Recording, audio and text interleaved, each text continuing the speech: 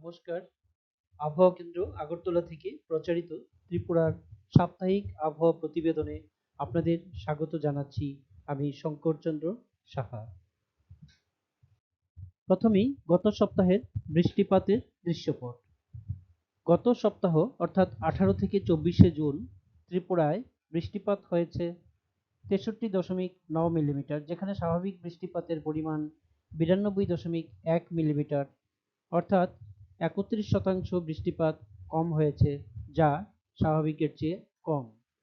চলতি বর্ষা ঋতু অর্থাৎ গত 1 জুন থেকে 24শে জুন 2026 পর্যন্ত ত্রিপুরায় গড় বৃষ্টিপাত হয়েছে 216.5 মিলিমিটার, যেখানে স্বাভাবিক বৃষ্টিপাতের পরিমাণ 348.8 মিলিমিটার। এখানেও স্বাভাবিকের চেয়ে কম বৃষ্টিপাত হয়েছে 38%। এবার সর্বোচ্চ তাপমাত্রার দৃশ্যপট। গত সপ্তাহে সর্বোচ্চ তাপমাত্রা 32 থেকে 35 ডিগ্রি সেলসিয়াসের মধ্যে ছিল এবং তা একদিন স্বাভাবিকের চেয়ে বেশি এবং 6 দিন স্বাভাবিক ছিল। গত সপ্তাহে সর্বোচ্চ তাপমাত্রা রেকর্ড করা হয়েছে 34.9 ডিগ্রি সেলসিয়াস 23শে জুন 2026 আগরতলায়। গত সপ্তাহে সর্বনিম্ন তাপমাত্রা 23 থেকে 27 ডিগ্রি সেলসিয়াসের মধ্যে ছিল এবং তা 7 দিনই ছিল স্বাভাবিক। গত সপ্তাহে সর্বনিম্ন তাপমাত্রা রেকর্ড করা হয়েছে 23.5 ডিগ্রি সেলসিয়াস 22শে জুন 2026 আগরতলায়।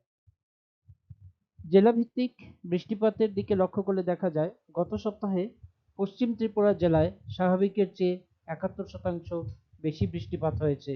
বাকি জেলাগুলিতে বৃষ্টিপাত হয়েছে স্বাভাবিকের চেয়ে অনেক কম।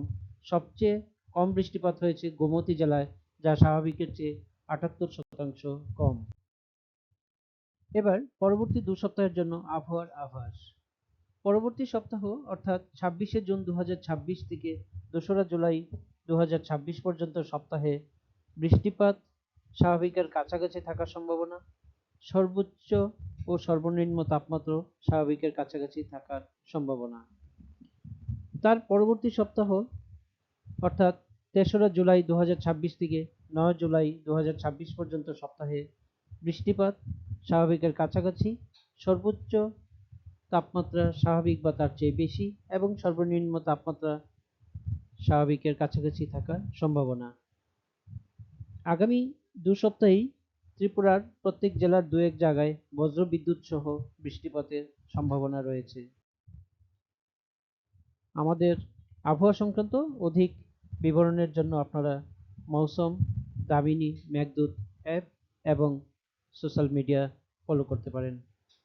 আমাদের পরবর্তী আবহাওয়া প্রতিবেদন প্রচারিত হবে আগামী বৃহস্পতিবার 2রা জুলাই 2026।